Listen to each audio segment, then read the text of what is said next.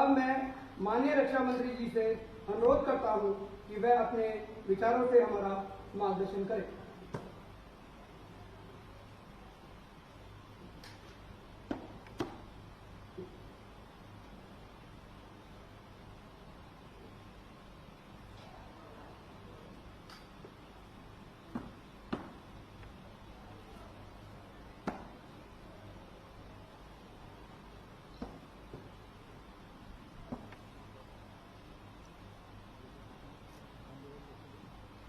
असम के मुख्यमंत्री श्रीमान हेमंत बिश्व शर्मा जी और अरुणाचल प्रदेश के हमारे मुख्यमंत्री श्रीमान पेमा जी खांडू,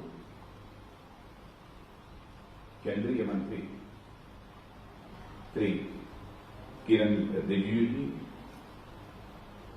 और हमारे डॉक्टर जितेंद्र सिंह जी केंद्रीय मंत्री जो इस समय वर्चुअली हम सबसे जुड़े हुए हैं, और लेफ्टिनेंट जनरल माथुर जी लद्दाख से वो भी हमारे साथ जुड़े हुए हैं, और हमारे chief of defence staff general Bipin ji Rawat, हमारे लद्दाख के member of parliament mister Jamyang, Tsering Jamyang दिखाई नहीं दे रहे हैं लेकिन वो भी जुड़े हुए हैं, Shri Naresh Kumar chief secretary Arunachal Pradesh, lieutenant general Rajiv Chaudhary director general border road, Shri Satish Singh joint secretary border road, और इस कार्यक्रम में मौजूद हमारे बॉर्डर रोड ऑर्गेनाइजेशन के सभी अधिकारी वर्ग, अन्य सभी कर्मी तथा अन्य स्थान पर उपस्थित सभी सम्मानित देवियों एवं सज्जन, आज इस नॉर्थ ईस्ट रीजन में बॉर्डर रोड ऑर्गेनाइजेशन के द्वारा निर्मित सड़कों का लोकार्पण करते हुए, यानी उसे राष्ट्र को समर्पित करते हुए मुझे बेहद खुशी का एहसास हो रहा है। जहां तक नॉर्थ ईस्ट रीजन का प्रश्न है, वह अपनी खूबसूरती के लिए, अपने नेचुरल रिसोर्सेस के लिए, अपनी सामाजिक और सांस्कृतिक विविधताओं के लिए पूरे भारत में जाना जाता है। और मैं आपको से बतलाना चाहूंगा कि हमारा नॉर्थ ईस्ट केवल भारत में ही इन सब सारी विविधताओं के लिए नहीं जाना जाता, इस खूबसूरती के लिए नहीं जाना जाता, बल्कि दुनिया के अन्य देशों में भी जहां रहने वाले हमारे भारतवासी हैं अथवा अन्य लोग जिन्होंने अरुणाचल का दर्शन किया है, इस नॉर्थ ईस्ट का दर्शन किया है, असम का दर्शन किया है, वो सभी इसकी खूबसूरती के कायल रहते हैं। लेकिन सच्चाई यह है कि आजादी हासिल होने के बाद इस नॉर्थ ईस्ट रीजन का विकास जितनी तेजी के साथ होना चाहिए था और जितना समग्र विकास होना चाहिए था, वह नहीं हो पाया। लेकिन मैं कह सकता हूं कि विकास न होने के कारण जो मूलभूत आवश्यकताएं जो नॉर्थ ईस्ट रीजन के लोगों की थी, वह मूलभूत आवश्यकताएं भी कठिनाई से पूरी होती थी या पूरी नहीं हो पाती थी। लेकिन हमारे प्रधानमंत्री श्री नरेंद्र मोदी जी के नेतृत्व में सचमुच नॉर्थ ईस्ट रीजन का जिस तरीके से विकास हुआ है, उसकी जितनी भी सराहना की जाए वह कम है, और इसका एहसास हमारे नॉर्थ ईस्ट के रहने वाले सभी बहनों भाइयों को भी अच्छी तरह है। इस नॉर्थ ईस्ट का स्ट्रेटेजिक पॉइंट ऑफ व्यू से भी बहुत महत्व है, रणनीतिक सामरिक की दृष्टि से भी इसका एक बहुत बड़ा महत्व है। हम इस सच्चाई को भी अच्छी तरह जानते हैं और अद्भुत इसकी विविधता है, और मैं कह सकता हूं कि एक यूनिक ज्योग्राफी है इसकी, एक अपने में बेजोड़ इसका भूगोल है। एक तरफ बांग्लादेश से जुड़ा हुआ है, एक तरफ भूटान से जुड़ा हुआ है, म्यांमार से जुड़ा हुआ है और नेपाल से जुड़ा हुआ है, माने एक 5 देशों से सीधे ये जुड़ा हुआ, ये हमारा नॉर्थ ईस्ट का क्षेत्र है। इसीलिए मैंने कहा कि इस नॉर्थ ईस्ट की एक यूनिक ज्योग्राफी है। आज उस नॉर्थ ईस्ट में आज 10 सड़कों का लोकार्पण हो रहा है, और अरुणाचल की हमारी ये 200 सड़कें हैं, मुझे बताया गया। लेकिन हमारे असम के मुख्यमंत्री ने, मैंने उनसे ही आग्रह किया कि आप कार्यक्रम में मौजूद रहें, हेमंत बिश्व शर्मा जी, उन्होंने सहज रूप से अपनी सहमति दी कि नहीं, मैं निश्चित रूप से नॉर्थ ईस्ट का प्रश्न है, मैं जरूर मैं उस कार्यक्रम में उपस्थित रहूंगा, और यहां पर बहुत उपस्थित हैं। अंतरराष्ट्रीय सीमा से लगे होने के कारण यहां पर चैलेंजेस भी बहुत सारे रहते हैं। जैसे कि स्मगलिंग की समस्या पहले कुछ ज्यादा रहा करती थी, लेकिन मैं समझता हूं कि चाहे फेक करेंसी हो अथवा दूसरे आइटम्स हो, अब वह सब समस्याएं उतनी नहीं रह गई। लेकिन यह जो हम विकास कर रहे हैं नॉर्थ ईस्ट रीजन का, मैं समझता हूं कि यह बहुत सारी समस्याओं का समाधान जो इस नॉर्थ ईस्ट रीजन की करने में हमको कामयाबी हासिल होगी। लेकिन जो सड़कों का निर्माण बॉर्डर रोड ऑर्गेनाइजेशन ने किया है, मैं बॉर्डर रोड ऑर्गेनाइजेशन की अद्भुत क्षमता की तहे दिल से मैं प्रशंसा करता हूं।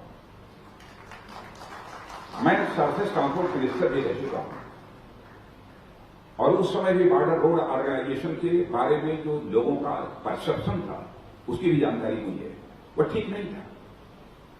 लेकिन सारे देश भर में बॉर्डर रोड ऑर्गेनाइजेशन के प्रति जिस प्रकार का हाई परसेप्शन बना हुआ है, सचमुच उससे मैं स्वयं को भी रक्षा मंत्री होने के नाते अपने को गर्वान्वित महसूस करता हूं। और जिस प्रकार की सड़कों का निर्माण, जिस प्रकार का infrastructure develop Border Road Organisation ने किया है, वह सचमुच बॉर्डर रोड ऑर्गेनाइजेशन की यह अद्भुत क्षमता को यह दर्शाता है। और जहां बॉर्डर रोड ऑर्गेनाइजेशन की अद्भुत क्षमता को दर्शाता है, वहीं पर भारत की आत्मनिर्भरता की क्षमता को भी यह दर्शाता है। और ये जो प्रोजेक्ट्स बने हैं, इसमें जैसा मैंने कहा विकास तो होगा ही, लेकिन सुरक्षा की दृष्टि से इन सड़कों का एक बहुत बड़ा महत्व है। भारत का जहां तक प्रश्न है, इसमें कहीं दो मत नहीं है। हम तो शांति के पुजारी हैं, हम तो शांति चाहते हैं। हमने कभी एग्रेशन भारत की तरफ से कहीं भी नहीं होने दिया है दुनिया के किसी देश के साथ, चाहे हमारे पड़ोसी हो चाहे कोई भी हो। एग्रेशन हमने कभी नहीं दिखाया। लेकिन भारत के अंदर वह कुवत है कि कोई एग्रेशन दिखाएगा तो हम उसका मुंहतोड़ जवाब देना भी जानते हैं। यह भारत की हमारी यह ताकत है। लेकिन हम तो विश्व शांति के पुजारी हैं। हम सबसे अच्छे रिश्ते बनाकर रखना चाहते हैं। भारत दुनिया का अकेला देश है जिसने कि वसुधैव कुटुंबकम का संदेश सारे विश्व को दिया है। The whole world is a family. यह तो भारत से ही संदेश सारे विश्व को गया है। हम तो पूरे विश्व को परिवार मानते हैं। इसलिए किसी के साथ अथवा किसी के प्रति एग्रेशन को दर्शाना यह कभी हमारा उद्देश्य नहीं रहा है। सीमांत सड़कें जो ये बनी हैं, मेरा पूरा विश्वास है कि हमारी इस क्षेत्र की जनता के अंदर भी एक विश्वास बढ़ेगा, उनका मनोबल बढ़ेगा और दैनंदिन की जो आवश्यक वस्तुएं हैं, राशन है, दवा है, अन्य भी बहुत सारी चीजें होती हैं, वह उन तक आसानी से पहुंच पाएगा।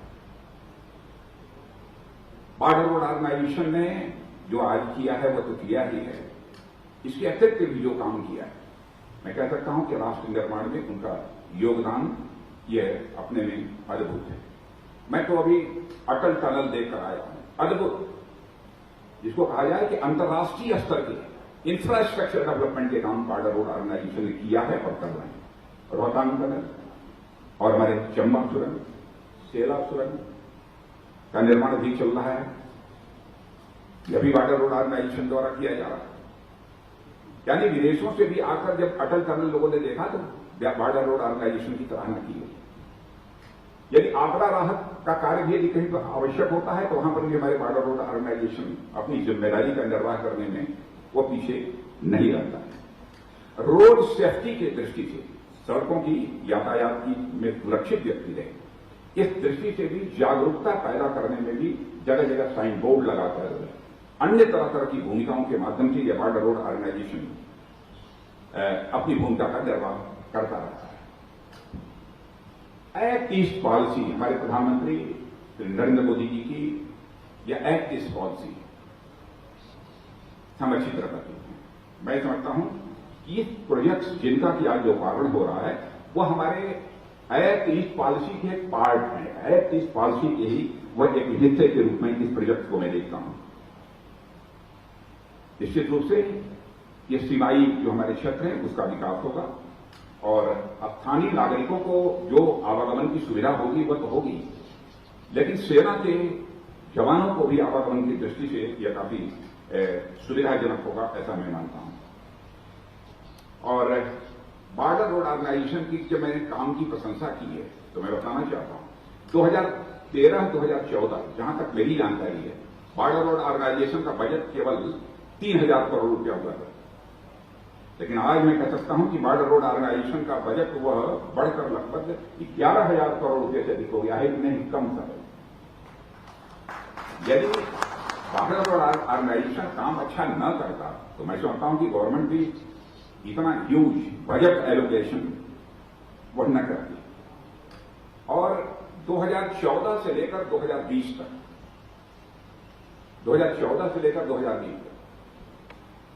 4,800 किलोमीटर सड़कों का निर्माण इस बॉर्डर रोड ऑर्गेनाइजेशन ने किया है। और इसीलिए मैं बार बार इस बॉर्डर रोड ऑर्गेनाइजेशन की मैं सराहना कर रहा हूं।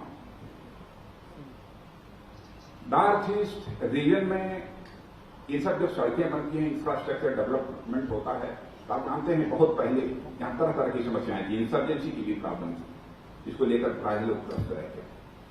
लेकिन अब काफी हद तक उस पर भी हमारी सरकार ने काबू पाने में कामयाबी हासिल की है। काफी हद तक हम लोगों ने कामयाबी हासिल की है।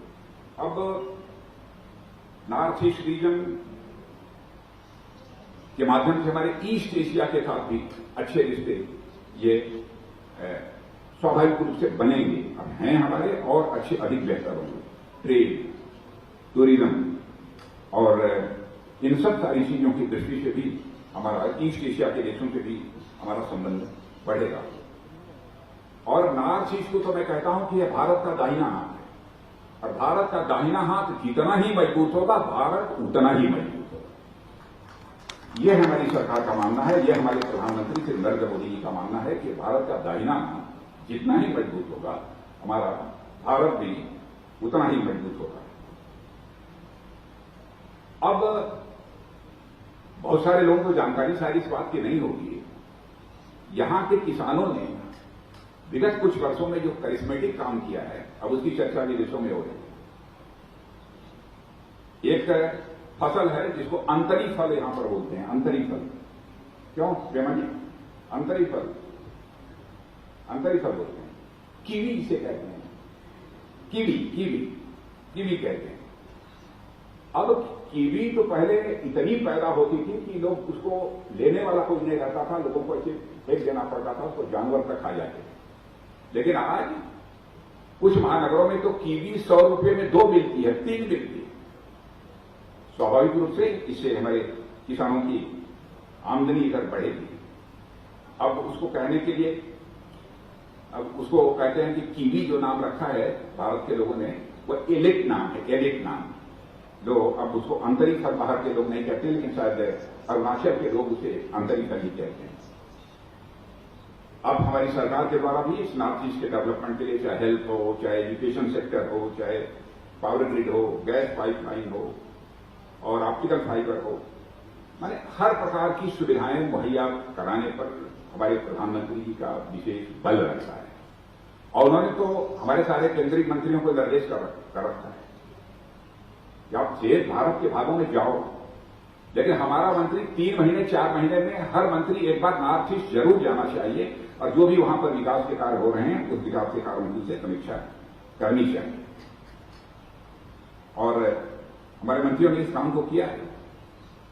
अब एक उल्लेखनीय काम असम के मुख्यमंत्री ने जो इधर किया, जो मुझे जानकारी है, ऑक्सीजन की सप्लाई की कमी थी, इन्होंने असम के लिए भी व्यवस्था की और शायद पड़ोसी राज्यों के लिए भी, अरुणाचल और अन्य राज्यों के लिए भी मुहैया कराई है। मैं उसकी सराहना करना चाहता हूं।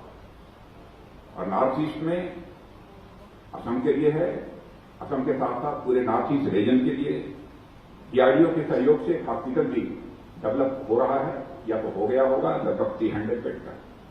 यानी मैं इन सब सारी चीजों की चर्चा इसलिए कर रहा हूं कि हमारी सरकार इस क्षेत्र के विकास के प्रति पूरी तरह से कमिटेड है, पूरी तरह से प्रतिबद्ध है।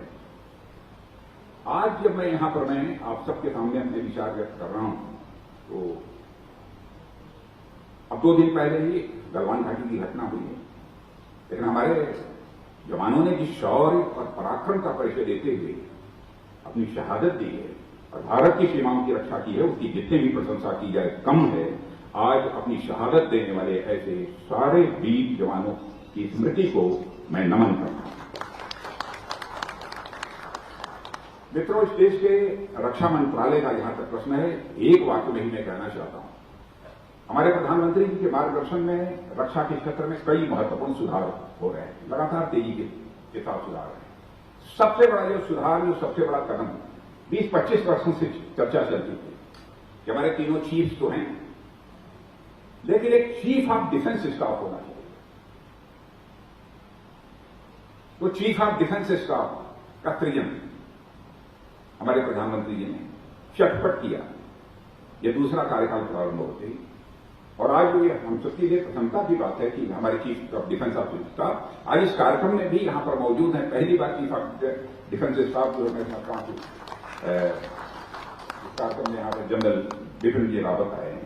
ऐसे और कई रिफॉर्म्स हमारी सरकार ने किए। अब हम लोगों ने तय किया है, वेपन्स हम लोग बाहर से मंगवाते थे, आयात करते थे। हम लोगों ने तय किया कि अब सिलसिला ये खत्म होना चाहिए।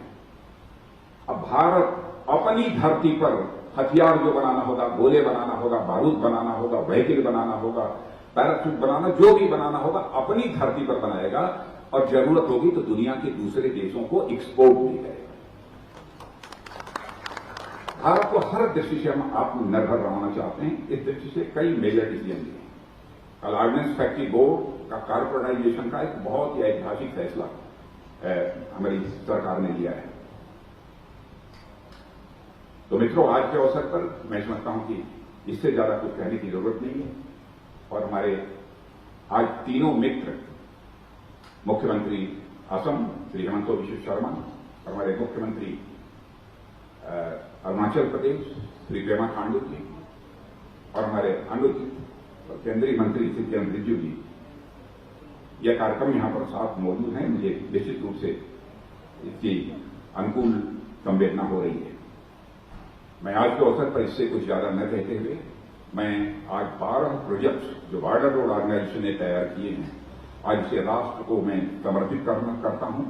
और नेशनल इंटरेस्ट में राष्ट्रीय हितों को ध्यान में रखते हुए बॉर्डर रोड ऑर्गेनाइजेशन ने जो काम किया है, उसकी तहे दिल पूरी प्रशंसा करते हुए मैं अपना निवेदन समाप्त करता हूं। आप सबको बहुत बहुत धन्यवाद।